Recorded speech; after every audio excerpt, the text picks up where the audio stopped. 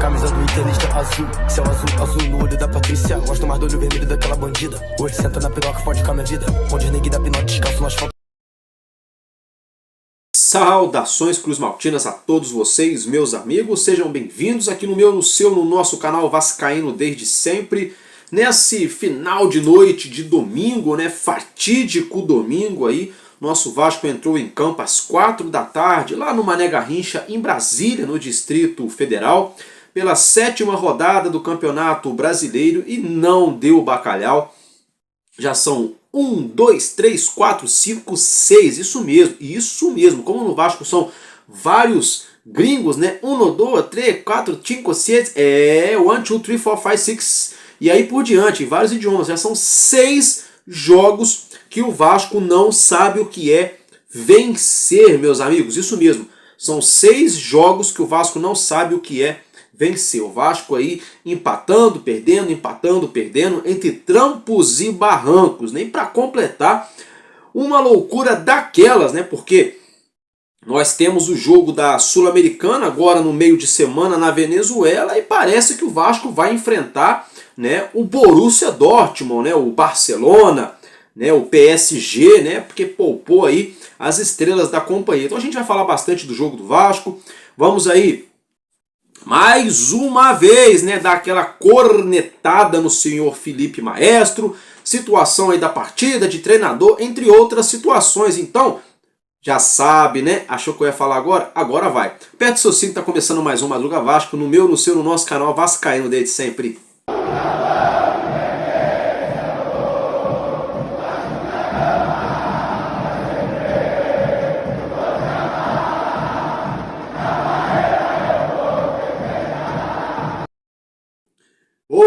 Boa noite para você que nos assiste nesse finzinho de noite de domingão.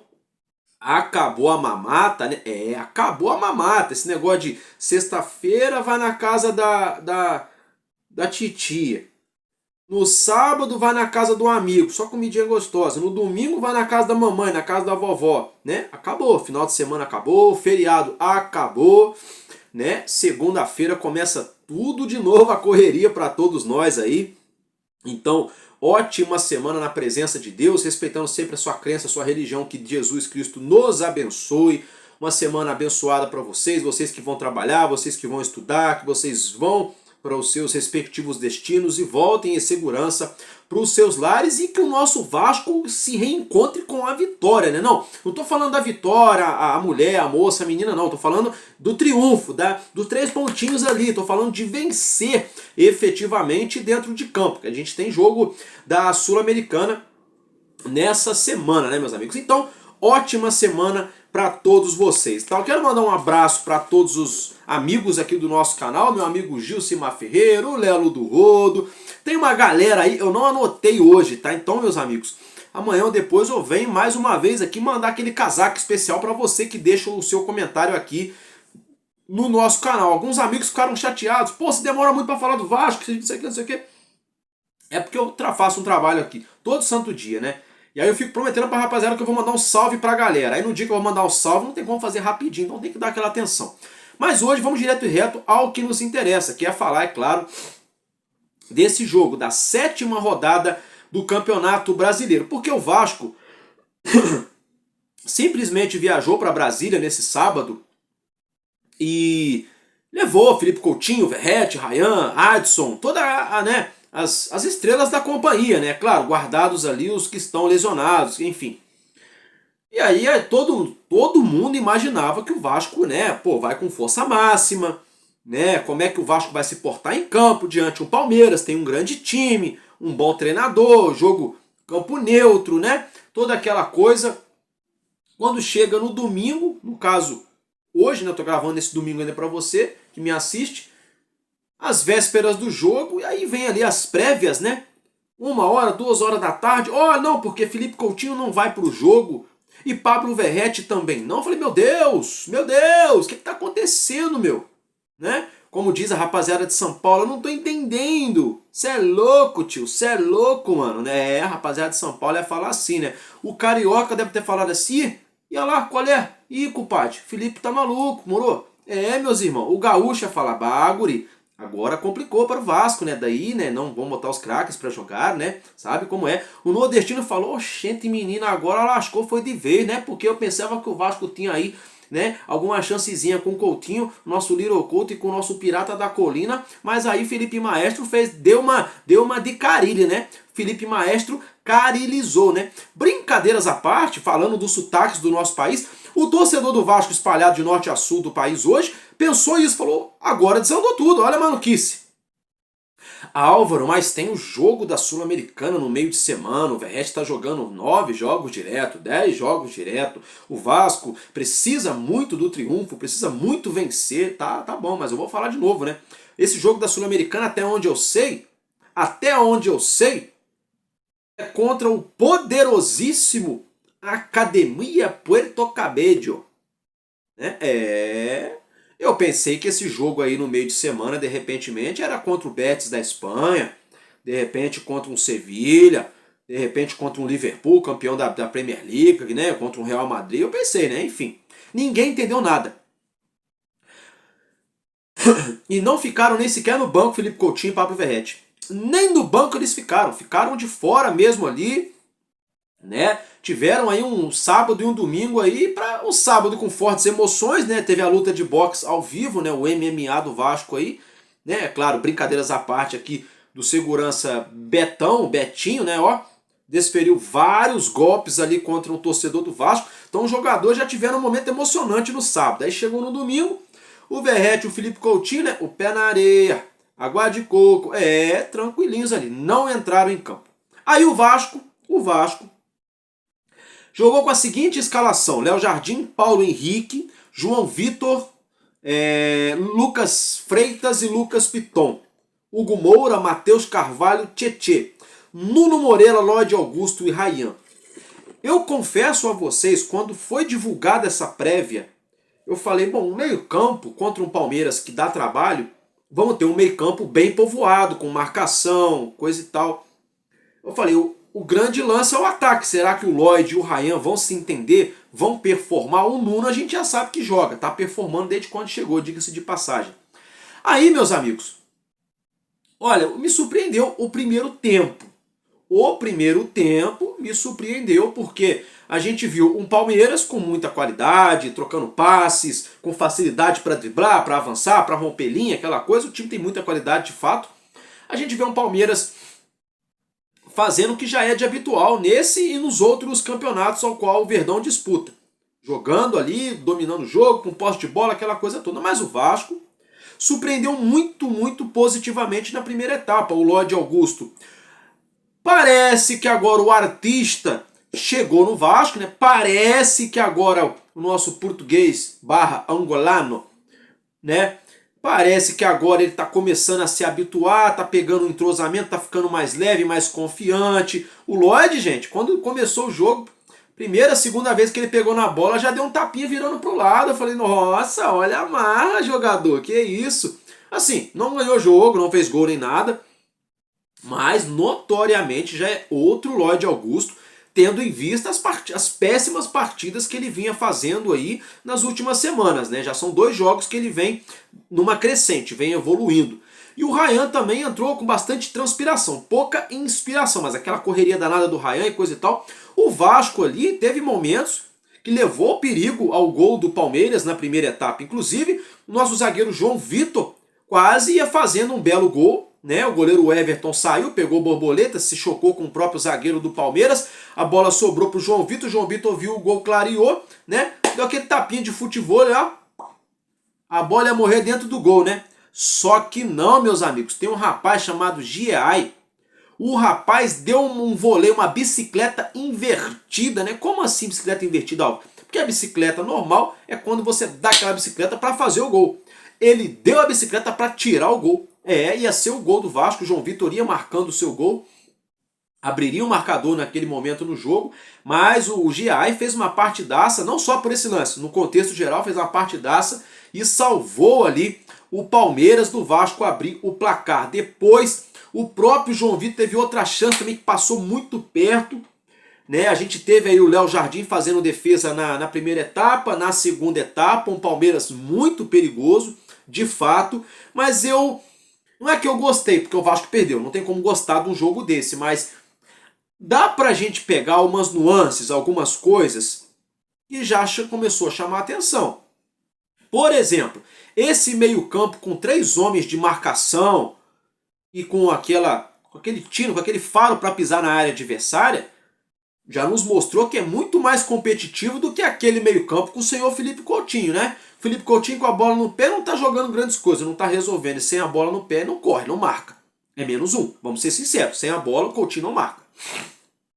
Então, essa questão do meio-campo eu gostei. O Lloyd está sendo uma grata surpresa. Parece que agora ele está entrosando. No começo do jogo eu achei interessante ele fazendo ali triangulação, ultrapassagem, bastante insinuante, fazendo várias trocas de passes de primeira, acertando os passes junto com o Nuno, com o próprio Lucas Piton, né, com o Ryan. Eu achei legal essa movimentação do ataque do Vasco. Não ficou todo mundo ali igual o jogador de Pebolim, de Totó, travado, né? Não. Cada hora o Ryan estava do lado de cá, daqui a pouco estava do outro lado, o Lloyd estava no meio, daqui a pouco ia para o outro lado, o Nuno vinha buscar jogo também. Esse é o ponto positivo desse jogo no primeiro tempo. Veio a segunda etapa, o Palmeiras buscando o jogo, mas o Vasco sempre ali se mostrando perigoso no contra-ataque, no contragolpe, porque a escalação já foi justamente para termos um meio-campo mais povoado e um contragolpe com jogadores de mais velocidade, que é o caso do Ryan e do Lloyd Augusto. Mas, porém, todavia, entretanto, o fantasma volta a assombrar o torcedor e os jogadores do Vasco, né? Porque outrora fora Leonardo, o nosso ex-jogador Léo Pelé, depois foi o Léo Pobre do Manuel Capaz, que deu uma falha, parece que tá carregando o mundo nas costas até hoje. Depois foi aí falhas do Maicon, falhas do Medel, falhas do próprio João Vitor entregando a paçoca direto, uma falhazinha do Freitas. Aí, gente, o Hugo Moura, né? Foi a vez do Hugo Moura numa infelicidade na saída de bola, garoteou, errou, assumiu o erro dele. Eu achei muito coerente a fala do João Vitor depois do jogo. João Vitor ali bastante coerente na fala dele, né, da partida. E foi uma infelicidade do Hugo Moura, que, poxa, bater no cara também, né? O tanto de vezes que o Hugo Moura já salvou o Vasco, já ajudou o Vasco a virar jogo, marcando, tirando gol quase que em cima da linha, fazendo gol, se doando o jogo inteiro, todo mundo morrendo em campo, ele marcando, sabe? Então não tem como também, né? O cara é ser humano, não é robô, é claro, a gente não gosta, a gente não fica feliz, não dá pra fazer joinha, mas aconteceu, são ossos do ofício, é uma pena. Aí o Palmeiras abriu o placar e é aquilo, o Palmeiras é um time desenhado pra jogar por uma bola, pra jogar no contra-ataque. O Palmeiras meteu um gol, o Vasco já esfacelado, faltando jogadores. Palmeiras, vem pra cima que agora a responsabilidade é de vocês. E se der campo, o contra-ataque é nosso, que foi a proposta de jogo depois do segundo tempo do Palmeiras. Então, assim, panorama geral, uma partida regular, uma pena que o Vasco não empatou. Esse jogo tinha tudo para ser aí 1-1, 2-2, 0-0, tinha uma cara de empate, foi uma pena. Vamos lá, meus amigos, vamos às estatísticas dessa partida. Nós tivemos aí 58% de posse de bola para o Vasco contra 52% para o Vasco contra 48% para o Palmeiras, 11 faltas do Vasco, 8 do Palmeiras, foram 1 impedimento do Vasco e 2 do Palmeiras, 13 finalizações do Vasco, 16 do Palmeiras, 5 do Vasco foram no gol, apenas 2 do Palmeiras foram no gol, 7 escanteios para o Vasco, 11 para o Palmeiras, 2 cartões amarelos para o Vasco, nenhum para o Alviverde e ninguém também levou cartão vermelho. Essas então são as estatísticas, os números ali básicos dessa partida. Então a gente observa, o jogo foi interessante, teve uma certa trocação, foi lá e cá, contra-ataque daqui, contra-ataque dali, contra-ataque do contra-ataque, aquela coisa toda, sabe? A gente observa que os caras só jogaram 2 bolas no gol do Vasco, uma defesa do Jardim e o gol, né? Que foi onde a nossa defesa ali, com nossa saída de bola ali com o nosso volante Hugo Moura, acabou tendo uma infelicidade. Então, assim, que era um fato quase que consumado, que os 3 pontos já estavam praticamente aí pro Palmeiras, todo mundo já sabia, claro, a gente falava, pô, o time dos caras é um timaço, né? Se perder não é nada de outro mundo, se empatar tá muito bom e se vencer tá excelente.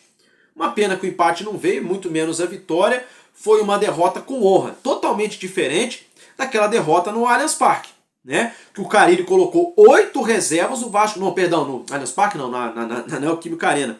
Que o Carille colocou 8 reservas para jogar e o Vasco tomou um sapeca iaiá daqueles lá na Neoquímica Arena, 3-0 pro Corinthians, né? Dessa vez, o Carille fez ali 2 mudanças pontuais no time titular, né?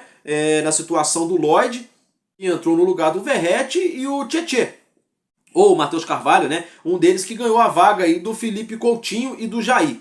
Então, assim, bom não foi, mas dá para tirar proveito de algumas coisas que aconteceram nessa partida.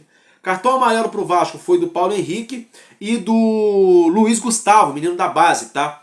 Já pegando a deixa, já pegando o gancho, as substituições foram as seguintes. Logo no primeiro tempo, isso aí quebrou o cronograma do Vasco, o planejamento do Vasco pro jogo. Logo no começo, o Lucas Freitas sentiu, precisou sair lesionado. Entrou o menino da base, Luiz Gustavo, que entrou legal também. Não comprometeu, foi exigido ali. Alguns momentos meio perdido no posicionamento, porque não está acostumado a jogar sempre com os jogadores do profissional, tá mais no sub-20. Aí fica aquela, né? Eu vou, eu fico, você vai, né? É coisa de entrosamento.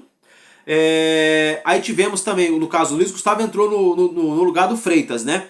Aí entrou o Benjamin Garré no lugar do Lloyd Augusto. E o Benjamin Garré entrou bem também.